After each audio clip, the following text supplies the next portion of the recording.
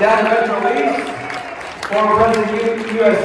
Steelworkers Local 67, and former sub-district director of District 7. And Norma also, Norma, can you come too? Good evening, brothers and sisters.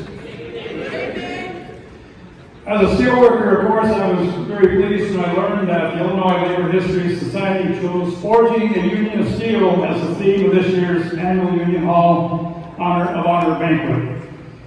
The Illinois Labor History Society deserves all of our appreciation for creating this event, recognizing the Union of Steel and 4 incredible steelworkers who have contributed so importantly to its progress. Let's give them a hand.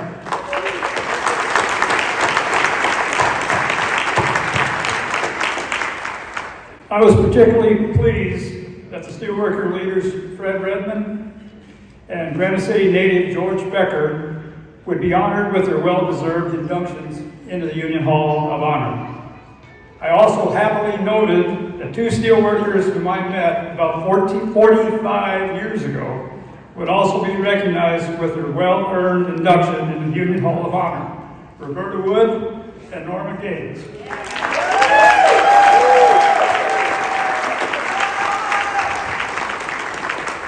Roberta and Norma, I can't believe I just said 45 years. When I was asked to introduce Norma, to introduce her to you at tonight's event, I immediately accepted. During the 45 years I have known Norma, I have experienced firsthand her commitment to improving the lives of the members of the Steelworkers Union. In 1978, Granite City Steel, or the mill, as it's known in Granite City, hired women workers in numbers not seen since World War II. This occurred as a social movement opened many workplaces in the United States to women workers following passage of the Civil Rights Act. And beginning in 1974, this movement impacted the U.S. steel industry. Norma Gaines was one of those workers for whom a door to employment in the steel industry opened. Hired as a laborer in 1978, Norma pursued a middle-class standard of living for herself and her daughter. It was a standard of living that she knew was available to her in the mill because of the United Steelworkers negotiated collective bargaining agreement. At the time, I was a newly elected officer of United Steelworkers Local 67, and I heard complaints from newly hired women steelworkers about their inadequate shower, locker room, and restroom facilities. Norma was then a member of Local 30. At the time, there were 5 steelworker locals at Granite City Steel or at the mill. This was the legacy of the Amalgamated Association of Iron, Steel, and Tin Workers that had organized multiple locals at Granite City. Although women workers at the mill were members of different local unions, they shared common conditions: inferior restrooms, inferior shower rooms, inferior locker room facilities. They also shared dealing with the attitudes they commonly faced from many supervisors, and sadly, in some instances, the attitude of male co-workers. But Norma quickly stepped up and came forward as a leader and spokeswoman for the women workers that were entering the mill. Soon, a group of workers was formed. Their committee included workers from across the multiple local unions. They made their demands known to the leadership of the local unions. At first, some local union leaders at the mill resisted the formation of this committee of women union members who had the audacity not only to challenge their conditions of employment, but to do so as a unified organization or committee, to be a unified contingent of members that crossed the lines of the local unions, which was considered a heresy by local union leadership at the time. However, Norma, as their staunch and unyielding spokesperson, persisted. Progress followed as local union leadership and male union members came to support their union sisters' demands, and the company recognized its obligation to provide decent locker room, shower, and restroom facilities to women steelworkers. Male steelworkers came to respect their female counterparts as workers and as union activists and as local union leaders. Norma was elected recording secretary of what was then Local 68 in 1982, 4 years after entering the mill, and it was a position she held for almost 30 years.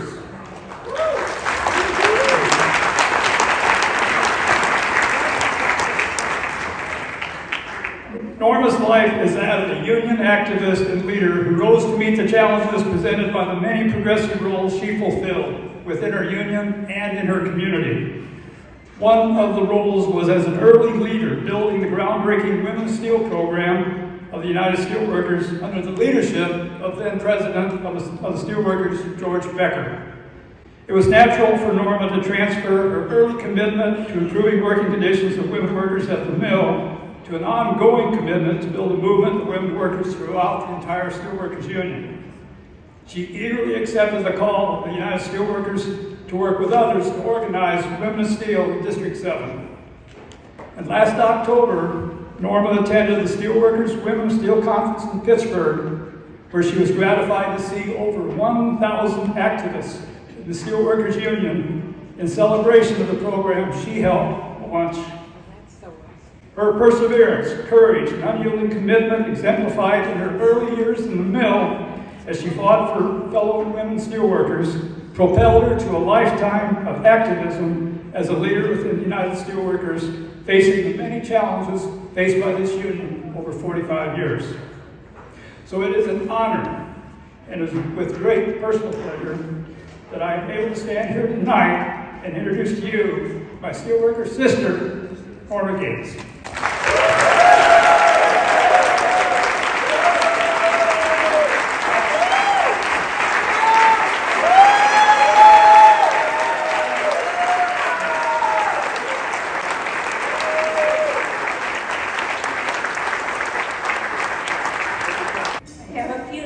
Notes here I'd like to say, but at first I would like to say thank you, Dave Dowling.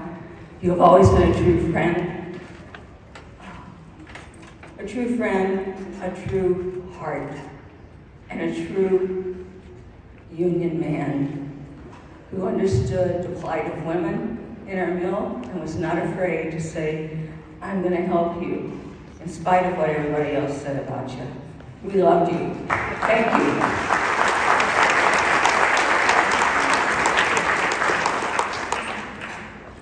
I'd also like to thank the Labor History Society for bestowing this honor upon me and all the steelworkers that are here tonight and the leaders that led our union.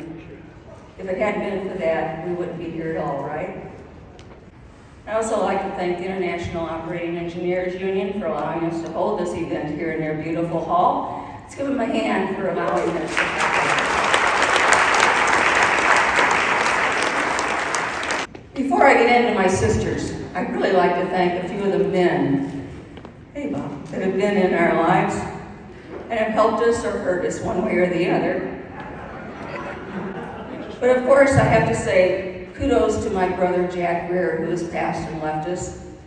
He was the first man I met in the mill. He came up to me and he introduced himself. He said he was a shop steward, he was a political activist for the local, and that he wanted me to come to a union meeting. Gave me the time, the location, and I was there. And as I walked down that aisle to go sit next to my new friend, Jack Greer, another new friend that I met was Burl Hand. Burl Hand grabbed me as I'm walking down that aisle, put me on his lap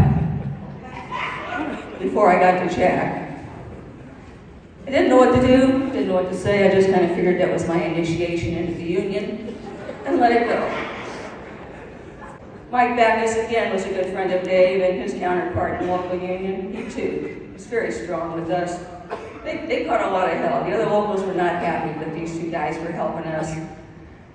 Along with the International, they didn't really want us to form a committee, like Dave said.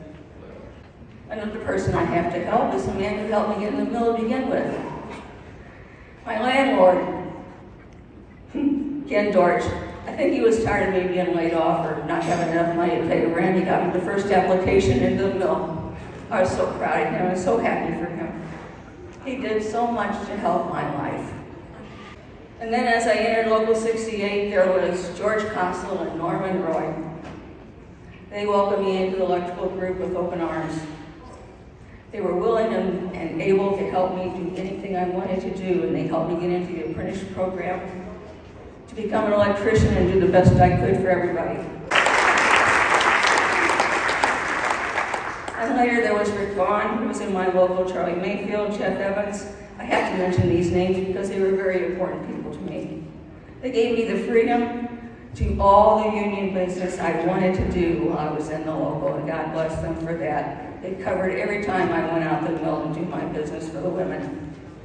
And of course, there was another one. I have to mention him because without him, I probably wouldn't have gone this way.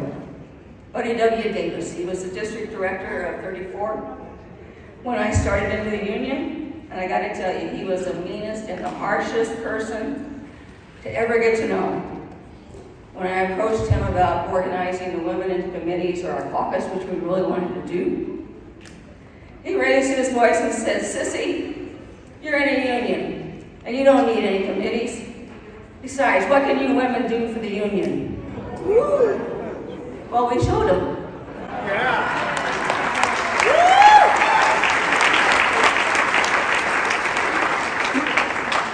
And then the newly organized USW gave us a new district, District 7. And with District 7, we had Jack Parton as our director. He too was a fine leader for us. Gene Ray was our sub-district director. He was the man that was responsible for getting me more involved in organizing. He urged me to join the UOC, which was the Unification Organizing Committee between the IAM, UAW, and us. Unfortunately, we worked that for a couple of years and it didn't pan out, but can you imagine the size and the power of that union if it had formed? So many things would have changed for us, I'm sure. And then there was George Becker, of course, our new president, and he was such a wonderful guy. He came from our hometown. And in fact, my parents knew his as well. So we were all a family of sorts, but didn't really know each other much. So then I'm going to get to my women. Now those were some of the men that really made an impression on me, led me to stand out and become who I was and to fight for the women that I loved. And to all of those women of the union who began the journey of recognition before me were Alice Perella and Roberta Wood. As Dave mentioned, we met them when we went up to Local 65 to learn about their women's caucus. We wanted one and we're going to get it done. So when I come back, I had women that were going to join us. First one was Sweet Pea Joyce Hayden. She says, "Damn right, I need to get involved. I'm coming to a committee meeting." And she was the one who supported me and had the biggest desire to make change for herself. There was Nellie Ellis for her calm and clear direction. When we were making our committee meetings, she always kept us on track. Frida Scott was out of Local 67. She and I were elected into the union about the same time. Frida came from food and commercial workers. She led the fight in the grocery stores to help women get united and help women receive recognition in there. Mona Levo. Mona was one of the first ones I met in the plant as well. She didn't want to get too much involved, but my goodness, she had a lot of knowledge to help me with. As time went by, there were layoffs, many layoffs. When the layoffs came, women dropped. Many women didn't come back to the plants. We had to start all over again all the time. Then came in Kathy Marquardt, Betsy Copeland, Betty Moss, Carol Butler, Virginia Oren. My gosh, what a strong and dedicated woman. Marlene Carey, Betty Neely, and then there was my best friend, Kitty Lepker. She was the most that I longed to be like. She was single, determined to do her job and anybody else's job if she could. She was the first to become an apprentice, first to pass the apprenticeship programs in our mill. She became the first female millwright. Very proud of her for that.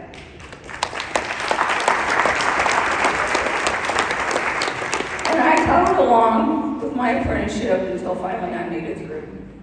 I was absent too much. I had too much union business to do. But Kitty came to life on the stage with our women's committee because we formed the Vagina Monologues. Vagina Monologues was written by E. Dinsler, and it was a play designed to point out the hazards that women have, especially with sexual harassment and abuse. We took that to heart, and we made it our song. We've held the play for over 5 years. We've raised $50,000 for our women's shelter in our community.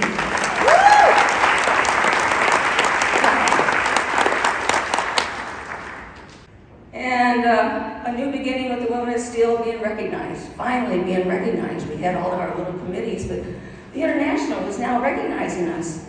So we were forming our own leadership and development program for our women. We were going to invite them to come in for their first ever committee meetings or classes designed just for the women. The men were not invited at first. The women needed to have an atmosphere that was more comfortable and easy for them all to communicate with each other. And I think that if we had men in that room, we wouldn't have gotten as far as we did with our Women's Steel committees. But with the Women of Steel coming into our district, we had Sharon Stiller, who led the cause for us. She was our chief educator and facilitator, and she called me, and she called Gigi Baker, and she called Lillian Bullock to step up to the plate and become the leaders for our Women of Steel, to teach them all that we possibly could, to make them understand their union, what it was all about, their contracts, everything there is to know about our international union and the workings in and out. We started going to other schools and getting more and more educated. And soon we had staff that were emerging out of our international union. We had women that were joining and becoming staff preps. We have now a woman who is a district director in our union that we didn't have before. Union presidents. We have grown so much, and we have made our union as proud and as strong as we possibly can because we love our union. We love our union. Some of the other women that I worked with on that committee were Robin Rich, who's sitting here with us today. Marquia McDaniel is also with us today. I shared the education progress with them as well and had so much fun doing it. The people who I always looked to as mentors as I was growing up, who taught me much just by watching them or listening to them, was Bella Abzug. I don't know if anybody remembers Bella Abzug in Congress. By golly, I do. That woman had a mouth that wouldn't quit, you know what? She let them know where she stood. She let them know what they were doing wrong. And then, of course, Gloria Steinem, who wanted to stand up for equality, ERA. Well, she made me a liver. Right away, she made me a liver. Other women in Congress that I've always looked up to and thought about was Dianne Feinstein, Barbara Mikulski, Marcy Kaptur, Carol Moseley Braun, our first woman senator from Illinois. Wow, that was wonderful. I guess that was probably the first thing that got me really involved in politics. I mean, a woman standing up for us in Illinois. And of course, Hillary Clinton. She was always a mainstay. She stood up for us big time. And now Nancy Pelosi. I knew I screwed up her name. She was the first woman whip, the first floor leader in both houses. Women have made changes. We're empowered, doing a great job. And of course, I have to thank my family. My family has always been beside me, have always been there to support me and to love me. My husband, Gary, is always he's my partner. He's my life. He's a man that's pushed me to do all the things that I've done in the union. He's always been there beside me, helping me, guiding me, supporting me. And I gotta thank him for that. My nieces Barbara and Laura and my great niece Holly are here with me as well. My brother-in-law, Gary's brother Bob, and his sister-in-law Annette, Bob's wife Annette is here to join me. What a thrill. I can't tell you how much it means to have family with you for something like this.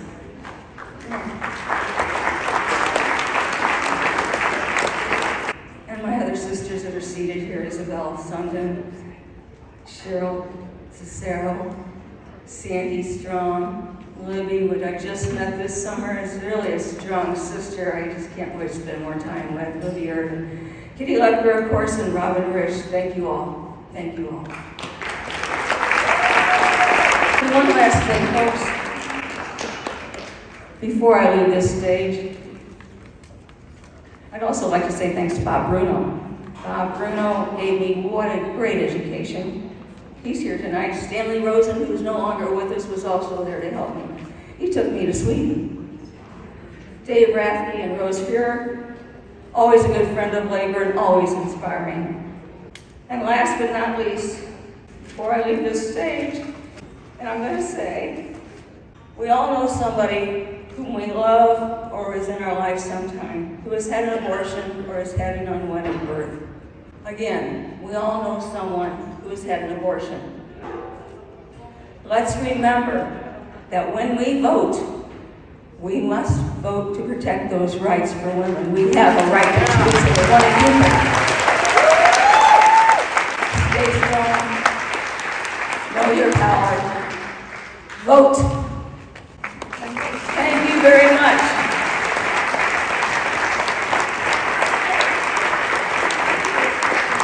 Thank you so much, Norma. That was a beautiful tribute to the many years of fighting that you and other dedicated women have had to get an equal voice in the labor movement.